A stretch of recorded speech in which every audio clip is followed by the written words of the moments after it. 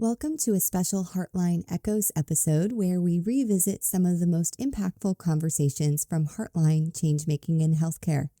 This rerun isn't just a replay, it's an opportunity to reflect, reconnect, and reignite the ideas that continue to shape the future of healthcare. Whether you're hearing this for the first time or returning for some fresh insights, let's dive back into this powerful discussion. Enjoy! Welcome to Heartline, Changemaking in Healthcare. I'm your host, Dr. Andrea Austin, a board-certified emergency physician, physician development coach, and educator. After years on the front lines, I've learned that real change in healthcare starts within. Each episode invites you to explore the inner work that unlocks clarity and bold leadership, because healing systems through changemaking begins with following our heartlines. I am thrilled to have with me today my friend and colleague, Dr. Gillian Schmitz, an associate professor at the Uniformed Services University and an emergency physician at Brooke Army Medical Center in San Antonio, Texas. She currently serves as the immediate past president and member of the board of directors of the American College of Emergency Physicians. Gillian, it is truly an honor to have you on the podcast today. Thank you, Andrea. It's an honor to be here today, and I'm excited to speak with you and your audience. This is going to be really fun. So I want to actually start with a few things we mentioned in your bio, because you and I are civilians and we still are professors with the Uniformed Services University, and we both work in some capacity for and with the military. And I think that's a really interesting career path that maybe some of our colleagues don't know. It's almost like you have to be in the know to know about these government jobs that come open. So maybe that would be a good place to start about how can you be a civilian and work with the military? Sure, that's a great question. So I have never been in the military. Many people think that I have been because I have worked in a military residency program for many years now. But my husband is active duty Air Force, and we met in med school. So I first heard about this knowing that I wanted to live in the same place as my husband. And it became difficult to match our careers because he was constantly moving with the military. And I inquired about what positions might be available in an academic military environment, and was pleased to see that we have actually a number of civilians who work in military hospitals, just like we have a number of civilians working at the VA. It is an amazing patient population to care for. It is a great place to teach and to train. And I really do believe in the mission of military medicine and really learning to how to protect and fight for those who serve our country. So I would encourage people to ask around. There are a number of different sites that post military jobs, or reach out to one of us. We can probably make some introductions. And I'll give a shout out to the Uniformed Services University, who is hiring a number of positions if anyone's interested in moving to Bethesda, Maryland. Yeah, I think it's such a really important career path for people to understand that you can be a civilian and work for the VA or for the military. And if we have any medical students listening, I didn't even know about the Uniformed Services University when I was applying to medical school. And you and I both have worked at this point with a number of medical students. And I consistently say that the students that I work with from the Uniformed Services University, well, number one, are the most professional group of students that I ever interface with. And I would hold them up academically against any medical school in the country. And so I just think the overall quality of medical school graduate that we produce from the Uniformed Services University is something to be very proud of.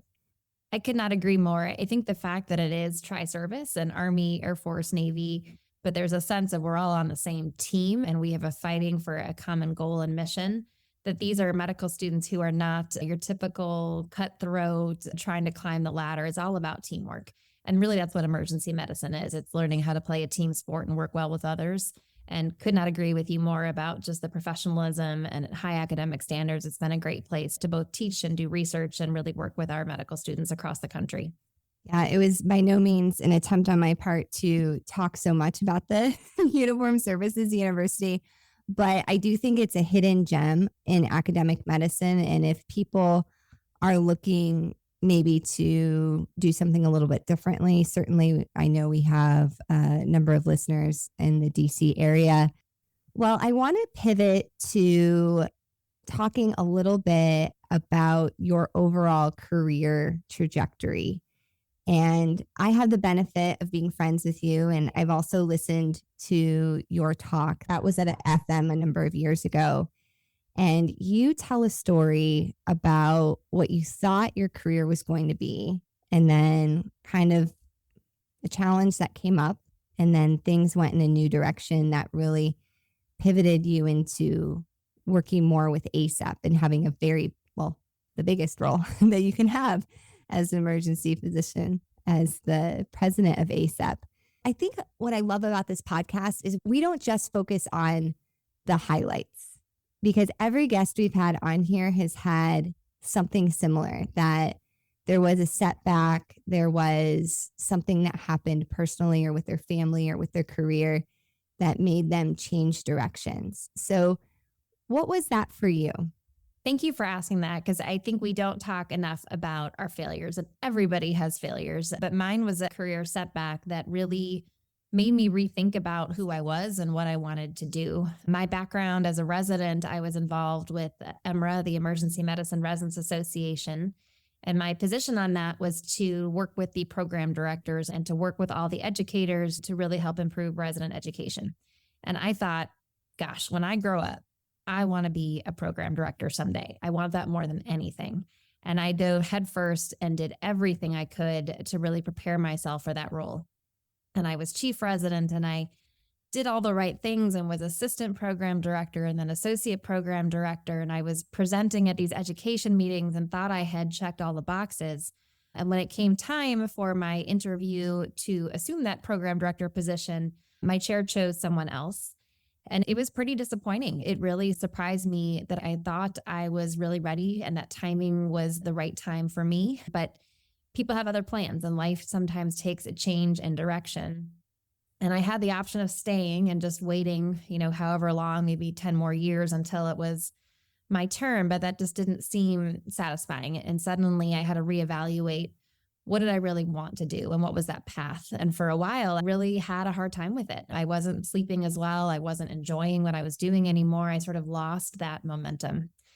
And I remember sitting down on the couch with my husband and having a glass of wine and trying to figure out my next step. And he had suggested that I had been so involved in ACEP and advocacy that maybe I could pivot and do something different and do something crazy, like run for the board of directors.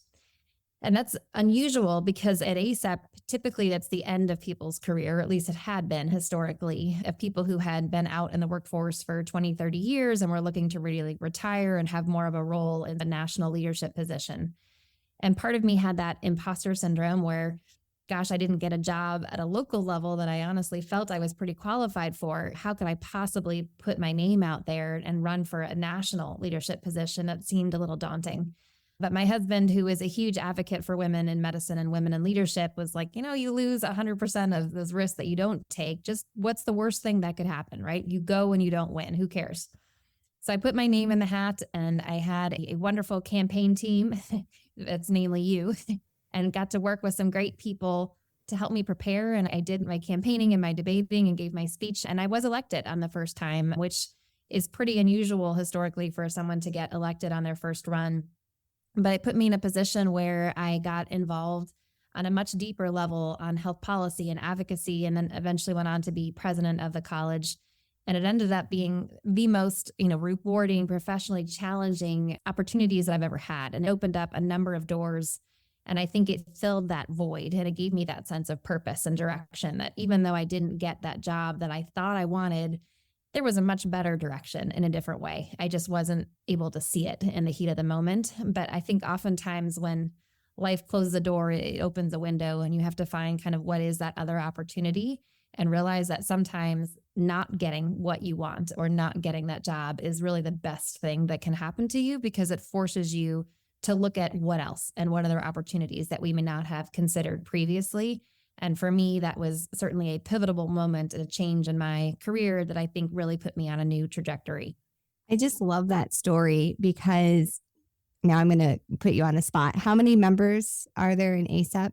About 40,000. So you have very directly impacted the lives and careers of each year 40,000 emergency physicians. And if you would become a program director, and who knows, maybe you will someday, while it's an incredibly important and impactful role, your reach was exponential by moving into ACEP. Absolutely. I think it really opened up a bunch of new opportunities and networking and realization that I could do something on a level that would impact many more people. And I really want to encourage other women that are having those setbacks or those moments where things aren't going the direction that they thought or they didn't get that promotion to not let that stop you, to really be resilient and face this as this may be an opportunity and a launching pad for something totally different. And I think we need to start talking about that a lot more, about women in medicine and how we support each other through those difficult times to help find what's coming next. Yeah, what I see a lot of, and I'm interested on your reflections on this, is so you and I work with military women a lot. So maybe you make the decision that you're going to stay for 20 years because you want that retirement. Or maybe you work for X organization that also offers a very lucrative, you're very excited about the retirement package. And there might be a period in your career in which you have a chair or somebody else that you just don't vibe with. And maybe you've tried everything in your toolbox to really make that relationship work. And, one option is to quit or leave, which you possibly can do. Sometimes our military folks actually can't. They're in a contract maybe for 3 or 4 or 5 years that they can't leave. So what I see a lot of the time is that happens and people are so frustrated and so dejected, burned out, whatever their situation is, where another option would be, okay, well, I can't quit or leave this job, or I don't think that's the right thing for me to do financially for my family, my retirement, but could you stay and do what you need to do there and then start to put energy into something else? Absolutely. I think we really have to look at all your different options, right? And sometimes that's leaving, but oftentimes it's just reinventing yourself and potentially realigning your skill set with what is most needed in your department. And that may be something you had never considered before, but something that your boss may see in you of a different route, a skill set that they really need that will open up, again, new avenues and new exposures. I had a number of friends who were interested in the academic education pathway and then pivoted to operations and are now running hospitals and running departments. And it's really neat to see that progression of opportunities where they had never seen that in themselves, but were willing to give something else a try. Or maybe that's simulation, maybe it is ultrasound, maybe it is working in critical care and working with other departments. That's the neat thing I think about emergency medicine is that we're constantly evolving. And there's so many different paths and career opportunities within our specialty that it allows us all to grow. Well, I think that's a great bridge to what maybe I didn't send you in a pre-question, but I think we can talk about is the EM workforce report. And I'm going to tell you my take on it. And then I'm interested in where you agree and even more interested in where you may disagree and want to reframe it. So I think number one, the EM workforce report, some of the data that went into it, the conditions or considerations have just changed. So we are seeing more physicians retire sooner, which is going to change the overall number of physicians that we need. The other thing I'm really interested in is the demand side, that what I'm seeing, coming out of the pandemic is primary care has changed and they're not seeing as many patients. They're seeing more patients on telemedicine. And as much as I love telemedicine, not everything can happen on telemedicine. And various patients have different comfort levels with telemedicine. So for all those reasons, I think the demand side is just going up and up and up. We're going to see more attrition in the field.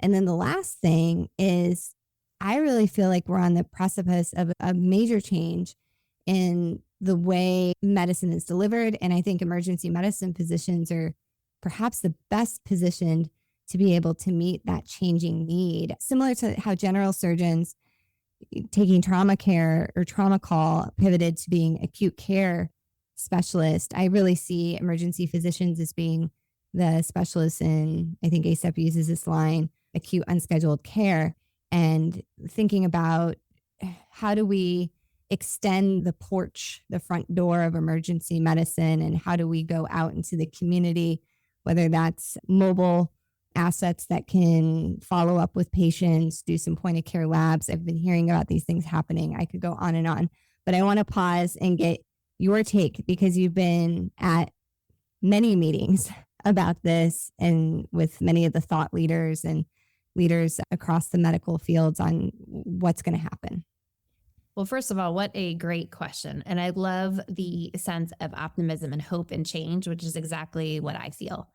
Workforce reports are challenging. ACEP has tended to, every 10 years or so, put out a workforce report, knowing that we are one of the newest specialties. And so things are really evolving pretty quickly with what is a projected surplus, what is a projected demand. But all of those workforce studies are based on a number of variables that are very apt to change and can be rapidly incorrect. And that was the whole point of the workforce, was to project several years in advance what might happen so that we could change things so those predictions would never come true. And I think we're already starting to see the effect of that. As you mentioned, the workforce study was done with data pre-COVID. So one major disruptor is the pandemic. And certainly we're seeing a much higher attrition rate than what was earlier predicted based on those anticipated changes. And so we're seeing, not only because of the pandemic, but changes in the job market, changes in what people and hours people are willing to do, having the ability to work from home. It really has changed people's perspective. So even if you change that attrition rate by just 2 percentage points, it drastically changes that prediction of what the supply side would be. And the demand side, I think, is what is really the most exciting part, as you talked about. And it would be silly, right, to assume that emergency medicine is going to look like it does today, 20 years from now. Every other specialty has adapted and evolved and changed. If you look at anesthesia, they had a workforce challenge a number of years ago where they thought they were going to have too many anesthesiologists. And they evolved beyond just being in the operating room and doing airways to doing pain management, to doing much more outpatient, to working in these kind of freestanding hospitals to deliver care. And now it's the exact opposite. You can't hire an anesthesiologist if you try. They're in such high demand. So what is emergency medicine going to look like in the future? I completely agree with you. We have this almost unbelievable demand for acute unscheduled care that we are uniquely qualified to be able to provide. So whether it is looking at freestanding emergency departments, whether it's urgent cares, whether it's hybrid models, some component of telemedicine, really emergency medicine is adapting. And we are increasingly going into new fields that use our skills, like critical care, like being a hospitalist, working into other ways that we can deliver that healthcare. We're seeing a huge growth in the number of emergency physicians who are really leading hospitals. So CMOs of health systems are emergency physicians. We see emergency physicians going into politics. Who else better understands really that unique approach to the inpatient and outpatient world where everything kind of comes to a head? That's us, right? And we're problem solvers. We are people who have to be political. We have to navigate so many different personalities and bring everyone together to best serve the needs of the patient.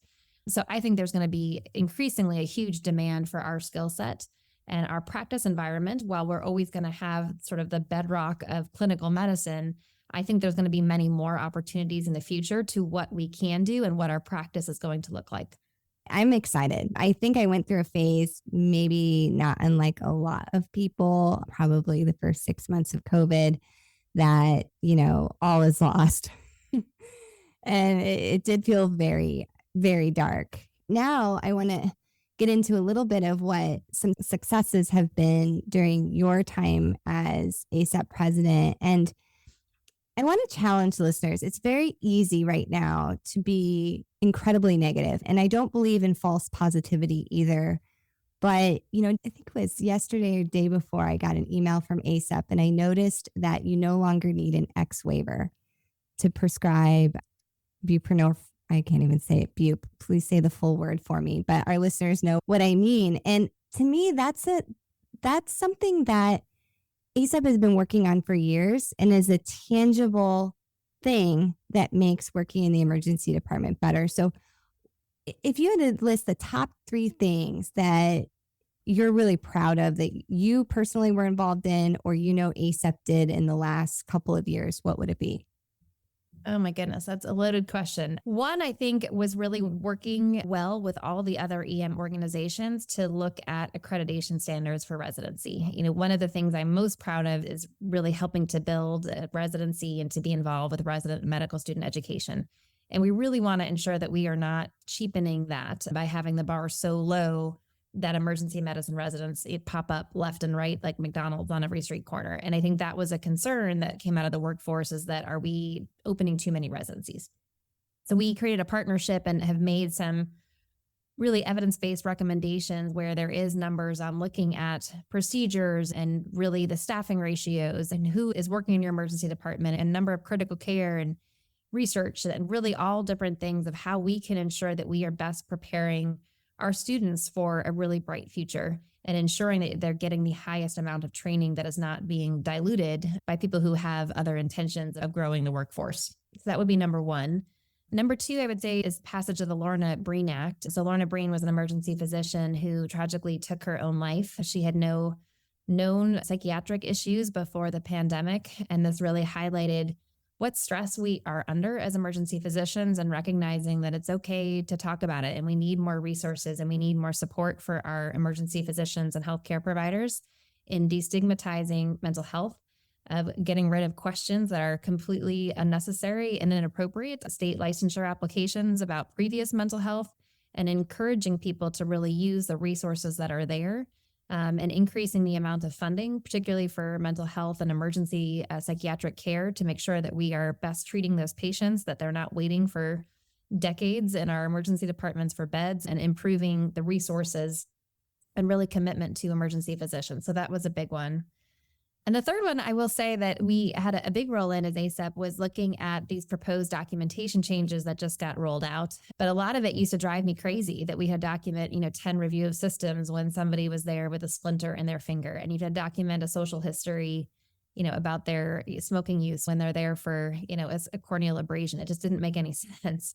And so a lot of the suggestions we made helped improve the documentation, and it's going to be much more streamlined on our medical decision-making and what's really relevant to their presentation, and gets rid of some of the unnecessary paperwork and check boxes that I think were all causing us stress with our EMRs.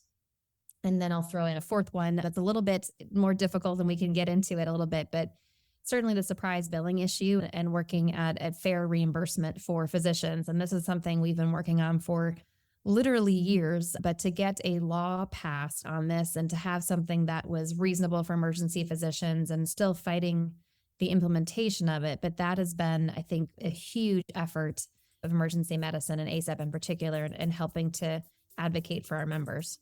So I want to come back to the surprise billing, but I'm actually really happy that you brought up the documentation thing. And I think this is a perfect topic for us to spend a few minutes on and look at what happens with negativity and kind of this the sky is falling mindset, which I have been guilty of having many times in my career. So when I read the information coming out about the changes in documentation, I had the same response that you just outlined, like, oh my gosh, I don't have to worry about 5 or 6 little nitpicky things in my HPI or this crazy review of systems. And it looks like this documentation change is actually focusing on what we do as emergency medicine physicians, which I always tell my residents, the medical decision-making is your thought process. That is what you are getting paid to do. That's why you have toiled for all these years, because that's what you do that nobody else can do, is to think through what's best for this patient with their particular issues and everything that goes into that. So change is hard. What I'm hearing on the ground is just huge apprehension with this change, that, we're worried about our reimbursement going down, even for a couple of months, which could be sizable, potentially. And so people have a lot of fear going into this change. How can the doctor that's listening to this driving into their shift right now saying, I'm just really worried that my reimbursement's going to be cut because of this billing change in the next couple of months, and maybe I'll figure it out, but dang it, I'm really irritated about this right now. So the first thing is we have to all get smart. We have to understand what the rules are so that you are maximizing your potential coding of what you're documenting and how you're stating it. ACEP has a number of resources and webinars. There's a great reimbursement conference that's going on right now to really help prepare people of what you need to say, what you need to ask, and really what we're already doing in our history and physical, but how you document. So things like the addressing patient social determinants of health, asking, families or getting records from an outside hospital, all those things that we're routinely doing, but not always documenting, as well as just your differential to explain if you considered pulmonary embolism, but you did not do a test, why that was still part of your cognitive process and why you did not order tests. And I think in some sense, this actually may improve reimbursement because oftentimes the insurance companies like to play all these games, right? They downcode a chart for shortness of breath. If the diagnosis ends up just being bronchitis, for example, they'll say, well, that person didn't need to be in the emergency department. This was just a very low level chart. But the reality is, patients don't have a diagnosis when they come to the ED. It's the whole kind of cat and mouse game of which came first. But when they come in with a set of undefined symptoms, and oftentimes we have to consider other diagnoses when we rule things in or rule things out to come to that diagnosis. And so where before an insurance company could downcode your chart and say, after the fact, we now know their diagnosis is bronchitis, they didn't need to be there. Now, part of the kind of point system with your documentation is going to be based on what is your differential, or why did you not pursue that with advanced imaging?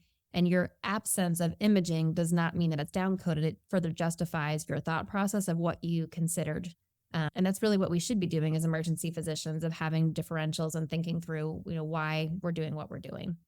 I think there is some concern that the amount of documentation will potentially downcode some 99285s to 99284s. And it's going to be important that we keep up with the requirements to make sure that we are documenting appropriately. But I think this should streamline the process once we get used to it. And like anything else, it's change is hard. And there's kind of that resistance to learning a new method. But I think within time, this will become sort of second nature to many of us, and we'll hopefully have better medical decision-making documentation to help us, not just because we're getting paid for it, but because it's just better medicine and better documentation of what we were actually thinking and doing at the time we saw the patient. Yeah, I think the line you said about getting reimbursed for our thought process, I think it's so important. And I remember early on in residency having an attending that really liked ordering fewer tests. And he would tell me, if it takes you 5 or 10 more minutes to be in the room, to get additional history, do a more thorough exam, and feel confident that you don't need to order the CT, you've actually saved several hours, along with the radiation exposure to the patient. And so I would challenge our listeners that this is actually more rewarding medicine, because the truth was you could add on a CT to add complexity under the old system, where under the new system, it's sounding like just talking through your reasoning a little bit more, you can avoid the CT and get compensated for that extra few minutes you may have had to spend at the bedside. Exactly. And I think addressing things like before, social determinants of health wasn't necessarily a level of complexity. But if you are discussing some of the issues with a patient unable to fill their medications, of needing a ride home, or language barriers in the emergency department, all that now will be taken into account in your medical decision making and help with the complexity of your chart of things that service we are providing in the emergency department that was not really previously compensated, that now will be. That's exciting. And I truly hope that makes an impact for our underserved emergency departments that are really struggling to make ends meet, that they do have to spend more time making sure, a patient has food and shelter and a way to get their medications. So yeah, hopefully our listeners are getting a little pot of gold at the end of this rainbow, that it's not all doom and gloom in emergency medicine. I can't think of a more exciting time to be an emergency physician. I think this is really, whenever we have that dark spot, it launches us into that next kind of opportunity, and you can only go up from there, right? But I think that's who we are as emergency physicians, is that we are resilient, and we do learn how to make the best of our environment and to be able to adapt quickly to challenging situations with little information and to make the best out of it. And I think there is increasing recognition that our job is tough. and that there needs to be more resources to support those of us who do care for the majority of Americans who don't have access otherwise, and really should be proud of what we do and what we continue to serve our country with. All right, folks. So we're going to leave it there with part 1 of my interview with Dr. Gillian Schmitz. We'll be back with part 2 next week, where we deep dive some really important policy issues that are affecting emergency medicine and really all physicians in general. And we'll talk about why being involved in organized medicine is an important way to amplify your voice and why we need physician voices right now, especially. So without further ado, I want to tell you guys some exciting news. So many of you know I'm the chair-elect of the American Association of Women Emergency Physicians, and I am so proud to announce that we are going to be having in-person meeting, an in-person conference. It's called ACEP's Power Up Women in Emergency Medicine Leadership Workshop. It is in Washington, D.C., and it will be April 30th, preceding Leadership and Advocacy, which will continue on in D.C. until May 2nd. Our agenda is just amazing. We are going to have a super wonderful keynote speaker and some really interactive small groups. And I'm just super proud of the conference that we've been able to put together. And if you were a fan of Fem-EM, I think you're going to be very pleasantly surprised by many of the people that will be there and speaking and the vibe we have created. So if this sounds like fun to you, head over to www.acep.org/lac/AWEPS-PowerUp, and I will include that in the show notes. I am looking forward to seeing you all in person, and we hope you will follow us over there and join us in DC. Thanks for listening to Heartline, Changemaking in Healthcare. If you're ready to deepen your own inner work or want to bring these conversations into your organization, visit AndreaAustinMD.com. You'll find resources and ways to connect with me for coaching, speaking, or consulting. Don't forget to subscribe, leave a 5-star review, and share this episode with a friend or colleague. Until next time, keep following your Heartline. This podcast represents the views of the host and guests. It does not represent the views of any entity we work for or with. It is also for informational use only and does not replace any professional advice, including medical or psychological. If you are interested in unlocking your true potential, reach out to me. If you're an organization interested in supporting the well-being of your people, I'd love to connect on innovative solutions. Schedule a strategy session at AndreaAustinMD.com.